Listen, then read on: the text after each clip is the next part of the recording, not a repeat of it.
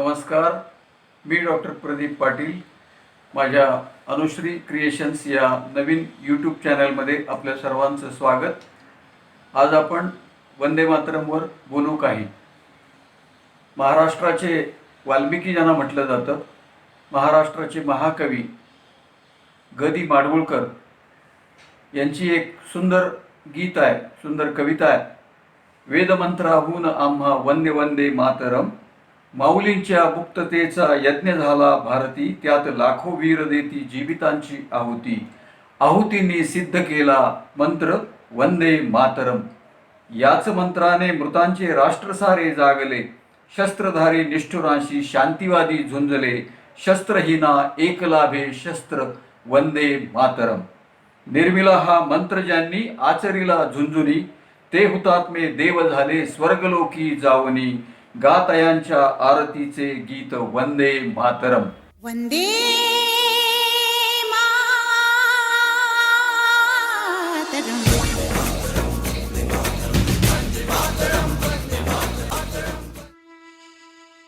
मातेची महती हे आपल्या भारतीय संस्कृतीचं महनीय सूत्र आहे. मातृभक्ती हा इथल्या मातीचा स्थायी भाव. जननी, जन्मभूमी आणि जगन्माता यांची पूजा ही भारतीय संस्कृतीची त्रिसूत्री आहे.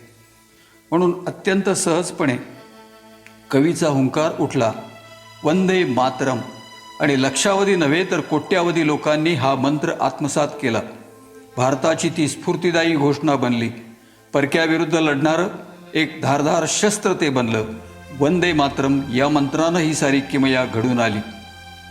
आनंदमठ ही बंकिमचंद्र चट्टोपाध्याय यांची कादंबरी. देशाच्या स्वातंत्र्य संग्रामात एक तेजस्वी आणि अढळ स्थान प्राप्त केलेली कादंबरी. या कादंबरीत प्रथम प्रकाशित झालेलं आणि लोकांच्या समोर प्रकट रीतीनं आलेलं गीत वंदे मातरम हा या कादंबरीचा प्राण आहे. आनंदमठ ही कादंबरी लिहिली तेव्हा बंकिमचंद्र डेप्युटी मॅजिस्ट्रेटच्या हुद्द्यावर होते. सरकारी कामाच्या ताणामुळं आणि कर्तव्यबुद्धीनं प्रामाणिकपणे काम करण्याचा स्वभाव असल्यामुळं लेखनाचं काम रात्रीच्या वेळी ते करीत असत. आनंदमठ ही कादंबरी ज्या ऐतिहासिक घटनेवर आधारित आहे ती घटना संन्यासाचा उठाव म्हणून इतिहासामध्ये प्रसिद्ध आहे. हा उठाव सन 1762 ते 1774 या काळामध्ये बंगालमध्ये झालेला होता. इसवी सन 1762 कलकत्त्याचा नवाब मीर कासिम अली याच्याशी ईस्ट इंडिया कंपनीचा एक व्यापारी करार झाला होता. त्यानंतर इंग्रजांनी मीर कासिमला पदच्युत करून मीर जाफरला आपल्या सोयीसाठी बसवलेलं होतं आणि याचसाठी बक्सारची लढाई झाली. बंगालच्या नाड्या इंग्रजांच्या हातात आल्या. 12 ऑगस्ट 1765 कलकत्त्याच्या नवाबानं इंग्रजांच्या समोर शरणागती पत्करली. बंगाल, बिहार, ओरिसा या प्रांताचे करवसुलीचे अधिकार इंग्रजांना मिळाले होते आणि इंग्रजांची अधिसत्ता या प्रदेशावर निर्माण झाली होती. त्यावेळीची परिस्थिती अशी विचित्र होती की कर गोळा करण्याचे अधिकार इंग्रजांच्याकडे होते आणि प्रजेच्या रक्षणाची जबाबदारी नवाबांच्याकडे होती, आणि प्रजेवर अत्याचार मात्र इंग्रजांच्याकडून आणि नवाबाकडून दोन्हीकडूनही होत होता. आणि म्हणून या परिस्थितीची प्रतिक्रिया संन्याशाच्या उठावात झाली. संन्याशांनी इसवी सन 1763 उठाव करून बंगालमधील बकरगंजच्या आसपासचा प्रदेश काबीज केला होता. डाक्याची इंग्रजांची वखार ताब्यात घेतली. त्यानंतर बिहारमध्ये सरन जिल्ह्यात संन्याशांची इंग्रजांच्या बरोबर लढाई झाली. 1777 हे संन्यासी दिनाजपूर जिल्ह्यात उतरले. तेथून डाक्का आणि राजशाही जिल्ह्याचा उत्तर भाग पादाक्रांत केला. आपला जबरदस्त प्रभाव त्या ठिकाणी संन्याशांनी निर्माण केला आणि 1772 पूर्णिया, तिरहत आणि दिनाजपूर भागात खोलवर चढाई करून रंगपूरजवळ मुसलमानी आणि इंग्रज अशा संयुक्त सैन्याचा मोठा पराभव केला होता. या पराभवापर्यंतचं वर्णन बंकिमचंद्रांनी आनंदमठ या कादंबरीमध्ये केलेलं आहे.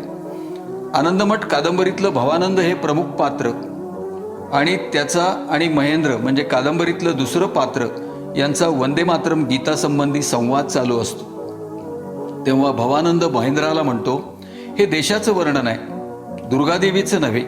आम्हाला एकच माता आहे आणि ती म्हणजे जन्मभूमी. आम्हाला दुसरी आई नाही. पिता, बहीण, भाऊ, मुलं, घर, संसार आम्हाला काहीही नाही. आमची माता एकच आहे, सुजला सुफला मलय शीतला देशमाता महाजननी. आणि भवानंद आणि महेंद्र मठात आल्यानंतर तेथे महेंद्राला 2 मूर्ती दिसतात. त्यापैकी एक सर्वाभरणभूषित समृद्ध संपन्न जगतधात्रीची एक आणि दुसरी कालीमातीची. या दोन मूर्तीविषयी भवानंद महेंद्राला स्पष्टीकरण देतो. जगतधात्रीचं हे महाजननीचं पूर्वीचं स्वरूप आणि सर्वस्व अपहरण झाल्यानंतर उरलेलं हे नग्न रूप म्हणजे कालीमाता. भारत मातेचीच भक्ती बंकिमचंद्रांना अभिप्रेत होती. वंदे मातरम हे गीत बंकिमचंद्राच्या काही विद्वान मित्रांना आवडलं नव्हतं. त्यांचा आक्षेप संस्कृत प्रचूर शब्दरचनेवर होता, परंतु आपल्या मित्राच्या नापसंतीची पर्वा न करता हे गीत बंकिमचंद्रांनी या आनंदमठ कादंबरीत समाविष्ट केले. आनंदमठच्या प्रकाशनानंतर तशी कुठल्याच प्रकारची प्रतिक्रिया जनतेमध्ये उमटली नाही. त्यामुळे बंकिमचंद्र उद्विग्न झाले. 6 जानेवारी 1883 बांधव मासिकाच्या संपादकांना त्यांनी एक पत्र लिहिलं. त्या पत्रात बंकिमचंद्र म्हणतात, मी आनंदमठ लिहून काय करू शकलो? हिंदुस्थानच्या या मत्सरी आणि स्वार्थी लोकांना उन्नतीची आशा नाही. वंदे मातरम म्हणण्यापेक्षा वंदे उदरम म्हणावं हेच बरं. परंतु भविष्यकाळात या गीताचा प्रभाव पडेल अशी त्यांना मनोमन खात्री होती आणि म्हणून आपल्या भाच्याला ते म्हणाले होते, माझं सारं लिखाण गंगेमध्ये बुडवलं तरी चालेल, परंतु हेच एक शाश्वत उरेल की हे एक महान गीत होईल आणि देशाचं हृदय जिंकेल. एक दिवस त्यांनी आपल्या मुलीलाही सांगितलं होतं, एक दिवस असा उजाडेल की वंगभूमी या गीतानं वेडी होऊन नाचेल आणि एकटा बंगालच काय पण सारा हिंदुस्तान सुद्धा या गीतापासून स्फूर्ती घेईल. वंदे मातरम या गीताची रचना कशी झाली याबद्दलच्या 2-3 मनोरंजक गोष्टी सांगितल्या जातात. एकदा बंकिमचंद्र कलकत्त्याहून सुट्टी घेऊन आपल्या गावी कांटालपाड्याला जात असताना रेल्वेनं प्रवास करीत असताना जन्मभूमीचं जे निसर्ग सौंदर्य संपन्न मनोरम दर्शन घडलं, त्यातून या गीताचा जन्म झाला. दुसरी गोष्ट म्हणजे या गीताला कारण त्यांची कन्या होती, तिच्या आग्रहावरनं हे गीत लिहिलं गेलं. आणि तिसरी गोष्ट म्हणजे हे गीत बंकिमचंद्रांना झोपेमध्ये स्फुरलं आणि ते स्वप्नात किंवा झोपेत जे बोलले ते त्यांच्या भाच्यानं उतरून घेतलं. एन्सायक्लोपीडिया ब्रिटानिकानं या आनंदमठ कादंबरीचं वर्णन अति अद्भुत राजकीय परिणाम केलेलं असं केलेलं आहे. या कादंबरीनं योगी अरविंदांना, स्वामी विवेकानंदांना तरुणपणी प्रभावित केलेलं होतं. बंगालमधील सशस्त्र क्रांतीच्या उठावाचं श्रेय केवळ या आनंदमठ कादंबरीलाच दिलं जातं. आनंदमठचे प्रकाशन त्या काळच्या सरकारलाही रुचलं नव्हतं. बंकिमचंद्रांच्या सरकारी नोकरीच्या संदर्भातही हे कृत्य सरकारला आवडलं नाही अशी सूचना गुप्तपणे लिहिली गेली होती. परंतु त्यांच्या कामातील प्रामाणिकपणा लक्षात घेऊन त्यांना सवलत देण्यात आली. कादंबरीतील संतानाच्या उठावणीचा उल्लेख हा ऐतिहासिक कागदपत्रावरून घेतलेला असून त्याचा हेतू केवळ इतिहास कथन करण्याचाच आहे हे मान्य केलं. वंदे मातरम करता बारिसाल शहराचं फार मोठं महत्त्व आहे. 20व्या शतकाचा प्रारंभ दुष्काळानं झालेला होता. 1905 मध्ये कर्झननं बंगालची फाळणी जाहीर केली. सारा देश इंग्रजांच्या विरुद्ध पेटला होता. स्वदेशी आणि बहिष्कार ही शस्त्र उपसली गेली. 1906 साली मुस्लिम लीग जन्माला आली. त्याच साली काँग्रेसचं 22वे अधिवेशन कलकत्ता इथं पार पडलं.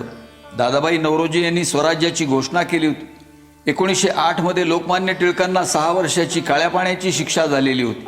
1909 मध्ये क्रांतिकारकांच्या लढ्याला विलक्षण अशा पद्धतीचा जोर चढला. लंडनमध्ये मदनलाल धिंगरांनी कर्झन वायलीचा वध केला. नाशिकमध्ये कान्हेरे यांनी जॅक्सनला गोळ्या घातल्या.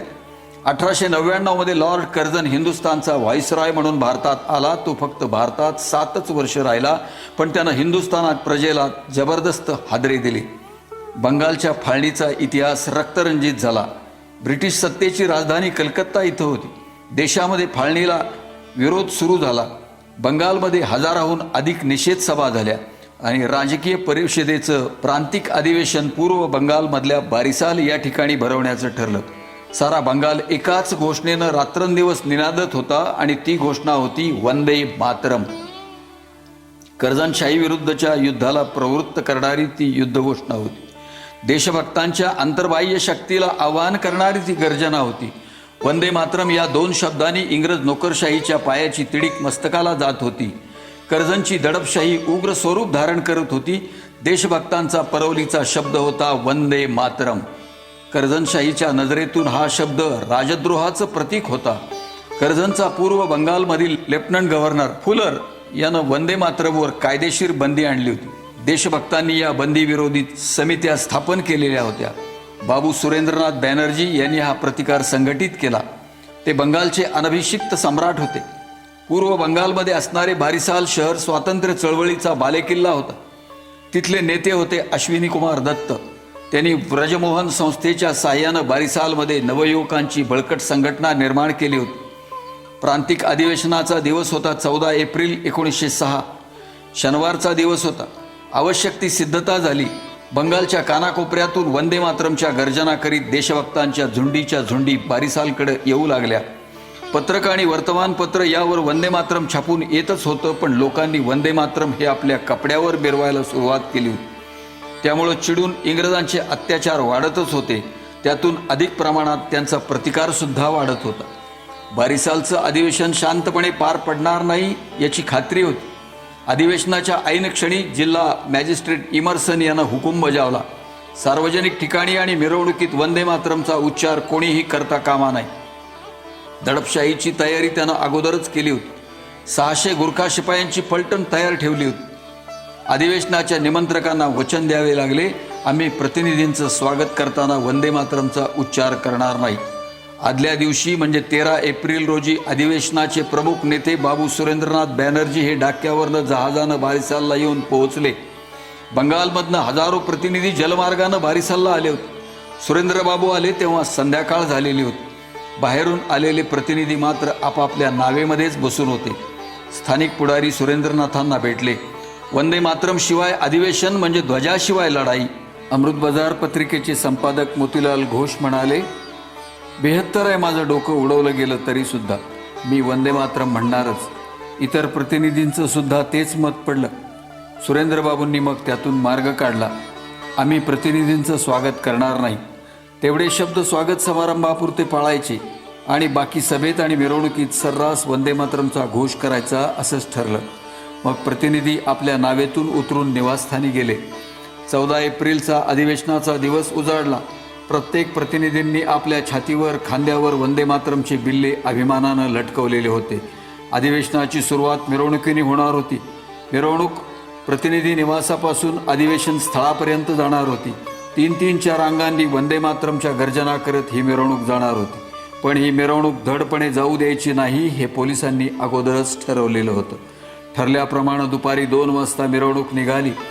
अधिवेशनाचे अध्यक्ष बॅरिस्टर अब्दुल रसूल आणि सुरेंद्रनाथ बॅनर्जी अग्रभागी होते. मिरवणूक अजून रस्त्यावर यायची होती तेवढ्यात पाठीमागून पोलिसांनी तुफान लाठीहल्ला चढवला.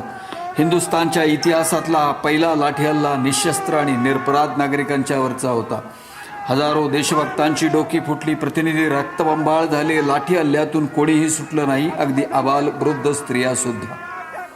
सरकारी अधिकाऱ्यांची समजूत होती की मुळावर घाव घातला की मिरवणूक आणि सभा उधळून लावता येईल, पण परिणाम मात्र उलटा झाला.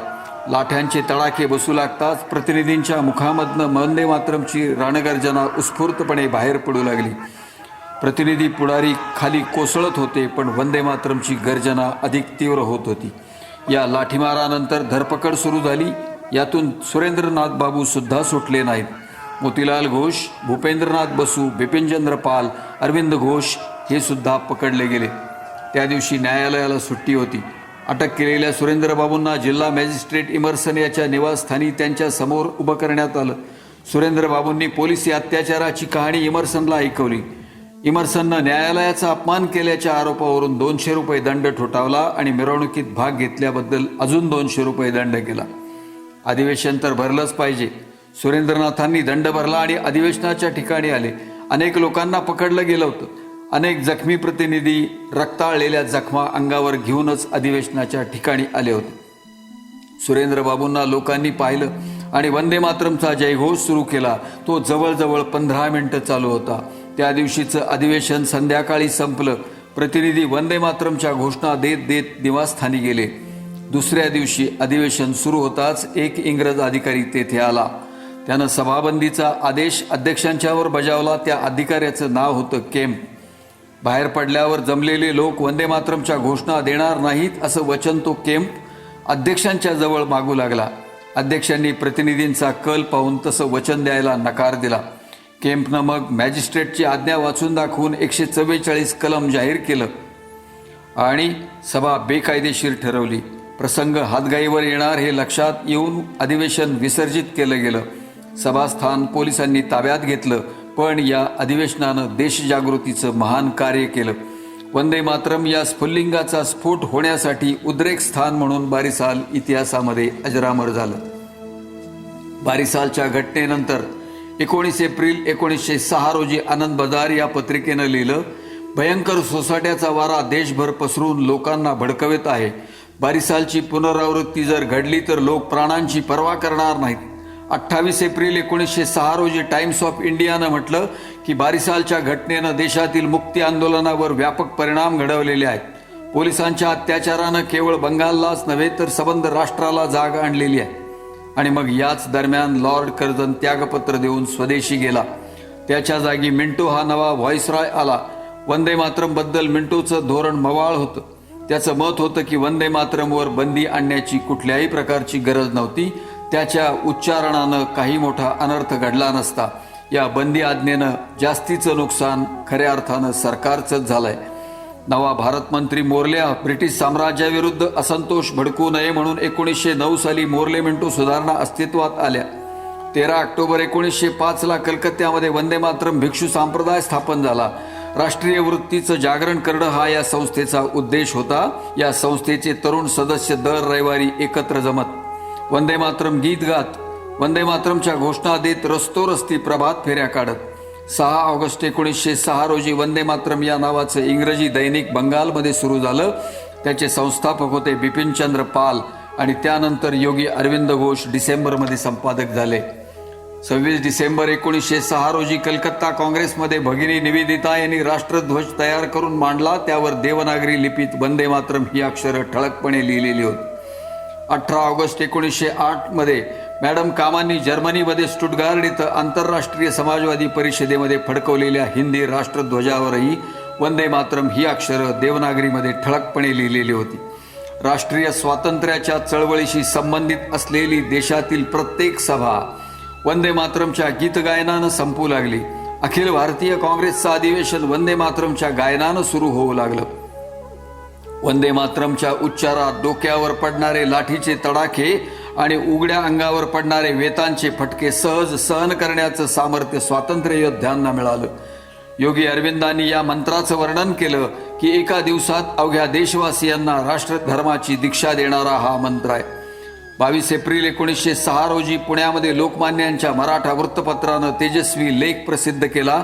लेखाचं नाव होतं वंदे मातरमची घोषणा. स्वातंत्र्यवीर सावरकरांनी विहारी या पत्रामध्ये वंदे मातरम या नावाचा विस्तृत लेख प्रसिद्ध केला.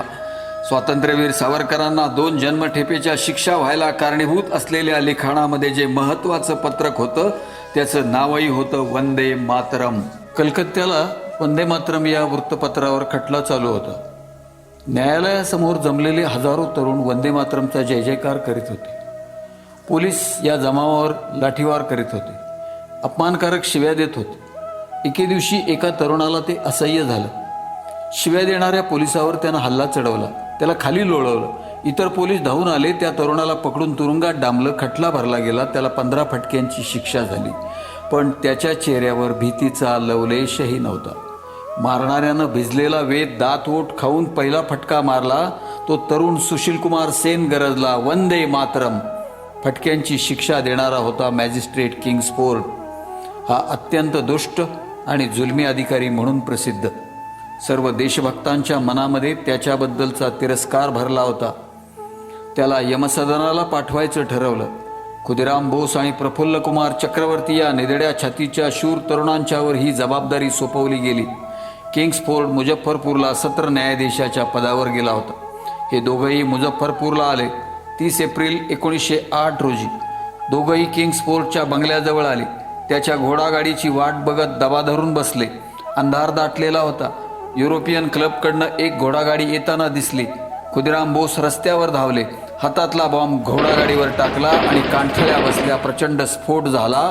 पण त्या घोडागाडीमध्ये किंग्सफोर्डच्या सुदैवानं तो स्वतः नव्हता.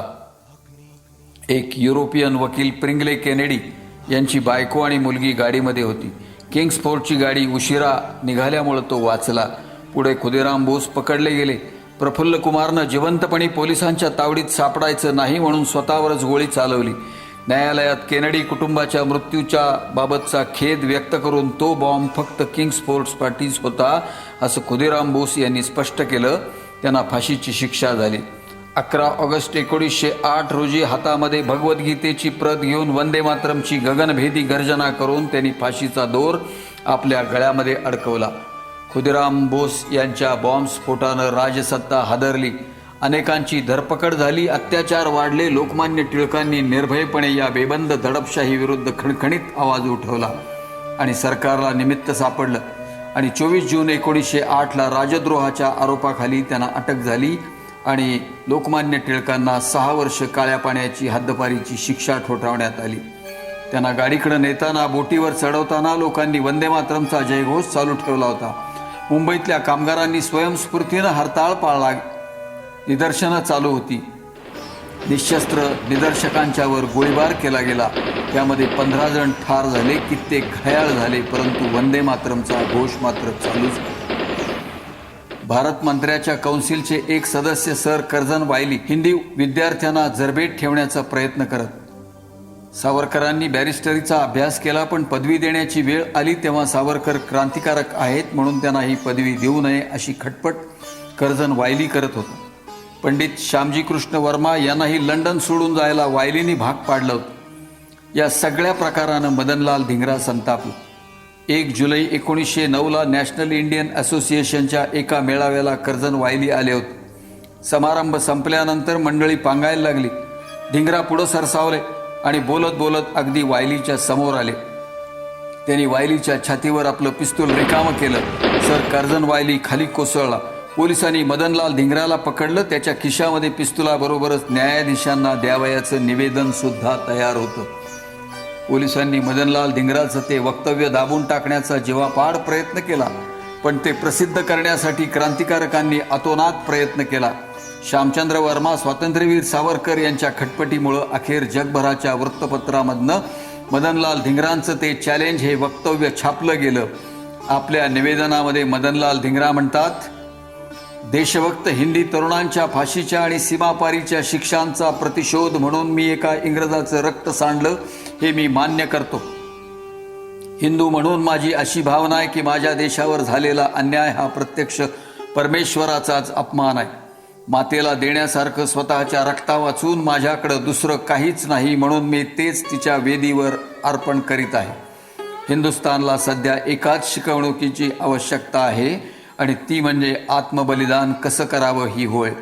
परमेश्वराजवळ माझी एकच प्रार्थना आहे की हे पवित्र कार्य यशस्वी होईपर्यंत याच मातृभूमीच्या पोटी मला पुनर्जन्म येवो आणि त्याच पवित्र कार्यामध्ये मला पुन्हा मृत्यू येवो. वंदे मातरम. माणिकतोळा कटामध्ये नरेंद्र गोस्वामी हा माफीचा साक्षीदार झाला. त्याला मारण्याची जबाबदारी कन्हैयालाल दत्त आणि सत्येंद्रनाथ बोस यांनी मोठ्या आनंदानं स्वीकारली. नरेंद्र गोस्वामीला अलीपूरच्या जेलमध्ये रुग्णालयामध्ये पोलिसांच्या बंदोबस्तात ठेवलं होतं. सत्येंद्रनाथांनी पोटदुखीची बतावणी केली आणि जेलच्या रुग्णालयामध्ये प्रवेश मिळवला आणि त्यानं नरेंद्र गोस्वामीला सांगितलं की माझ्याच्यानंही हे आता हाल सोसवत नाहीत, मलाही माफीचा साक्षीदार व्हायचे असं सांगून नरेंद्र गोस्वामीचा विश्वास संपादन केला. 31 ऑगस्ट 1908ला फितूर नरेंद्र गोस्वामी ठार मारला गेला. पोलीस चौकशी करू लागले. तुम्हाला पिस्तूलं कुठून मिळाली? त्यावेळेला कन्हैयालाल म्हणाला की खुदिराम बोस यांचं भूत येऊन मला पिस्तूल देऊन गेलं आणि खळखळून हसायला लागला. या घटनेनं देशभर खळबळ माजली. कलकत्त्यातले लोक इतके खुश झाले की त्यांनी शंख वाजवले, मिरवणुका काढल्या. वंदे मातरमच्या जय जयकारानं सगळ्या दिशा भरून गेल्या.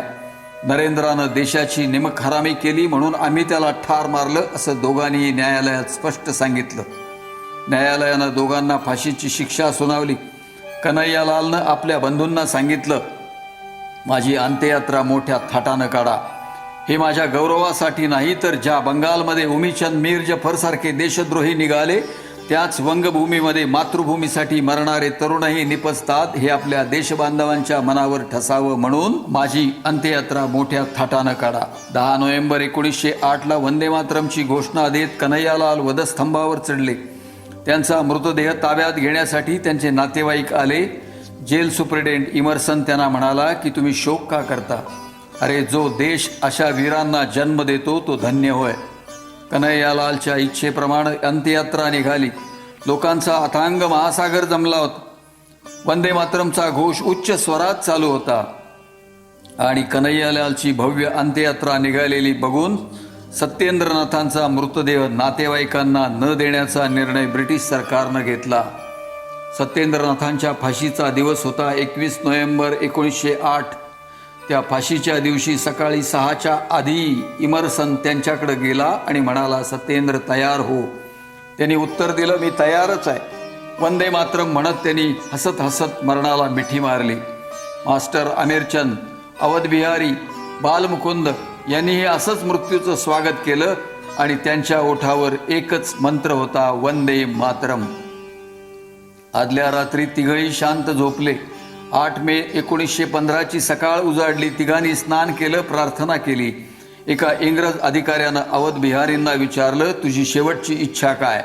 त्यानं ताडकन उत्तर दिलं, चारी बाजूनी आग भडकावी आणि त्यात तुझ्या सकट आमची गुलामगिरी जळून खाक व्हावी आणि आमचा भारत देश वैभवशाली बनून जिवंत राहावा.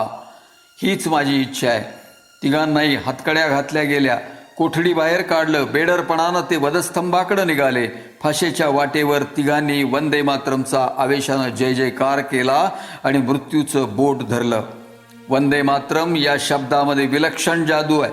चैतन्य होतं, स्फूर्ती होती. असं अनेक क्रांतिकारक होते की ज्यांनी वंदे मातरमच्या साक्षीनं आपलं जीवनपुष्प मातृभूमीच्या चरणी अर्पण केलं. वंदे मातरमबद्दल हे माझं मनोगत आपल्याला कसं वाटलं याबद्दल आपल्या प्रतिक्रिया जरूर कळवाव्यात. धन्यवाद.